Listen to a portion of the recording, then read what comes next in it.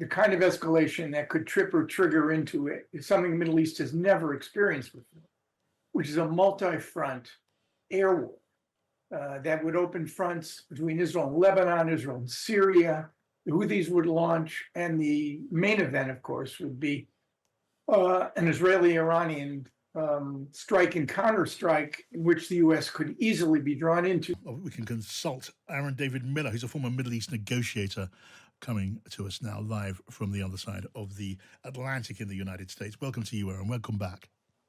Thanks for having me, John. Aaron, I know we can't know the answer to this question, but I just wonder what you think. Is it reasonable to hope and to believe that we have now passed maybe the moment of maximum peril, at least at this stage, that both sides in the conflict when it comes to Hezbollah and Israel have discharged, and it's a crude expression, have discharged what honor required, as it were, at this stage after the attacks in Beirut and Tehran? Yeah, you know the joke, John, about the guy who jumps off a 10-story building, and as he's passing the 5th floor, someone yells out, "How you doing?" And he responds, "So far, so good." Yeah, I get you.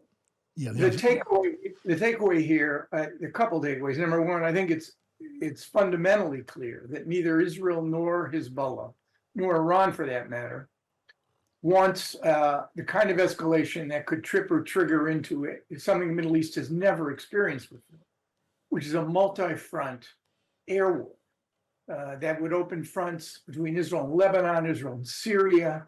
The Houthis would launch, and the main event, of course, would be an Israeli-Iranian strike and counterstrike in which the U.S. could easily be drawn into, given the amount of hardware.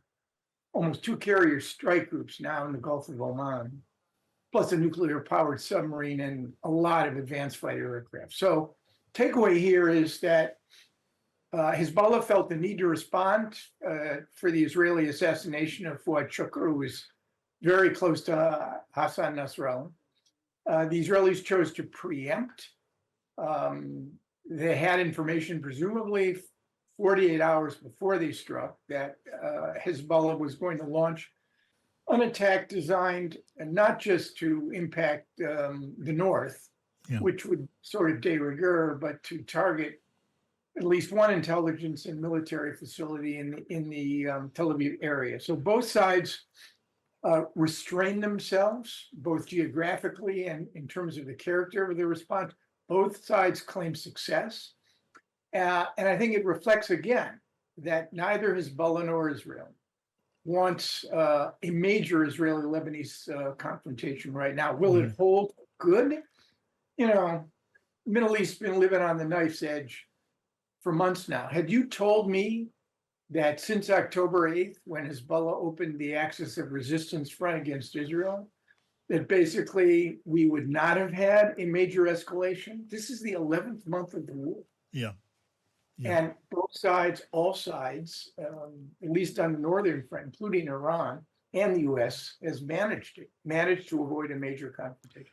Aaron, last time we spoke, and I think the time before that, possibly the time before that, you were not optimistic about a ceasefire and hostage release deal, however many hostages are still alive, being agreed. Are you any more optimistic now?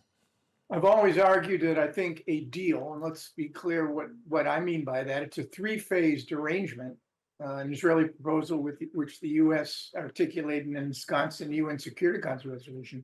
I think there's a possibility of getting through phase 1, which would be a limited exchange of hostages, the women, the sick, the elderly, for an asymmetrical number of Palestinian prisoners, many of whom have been charged and were convicted with killing Israelis, for a 6-week ceasefire, and perhaps the redeployment of Israeli forces from some highly concentrated population centers in Gaza. Beyond that, John, I don't think that either Yahya Sinwar, the main Palestinian decision maker, or Benjamin Netanyahu has the urgency or the interest to bring this war to what normal humans, you and I, would consider an end. Has the United States then, Aaron, even have the capacity to exert more pressure on Israel in a way that might move this process forward? I mean, we've been through this before, John. We're in the 11th month of the war. The Biden administration, for any number of reasons, and we've talked about this, has failed to impose what I would consider to be a single cost or consequence on Israel for policies it does not like. And with what, less than 70 days, 70 plus days to go before one of the more consequential elections, if you're a Democrat in modern American history, the odds that the Biden administration would exert the kind of pressure that it's failed to exert over the course of the 11 months, Yeah. I think, frankly, is slim to none. Yeah. If this were a conflict between Israel and Egypt, Israel and Syria, Israel and the Palestinian Authority, I think the margin for what the administration would be able to do in terms of pressure would be greatly expanded, but it's not.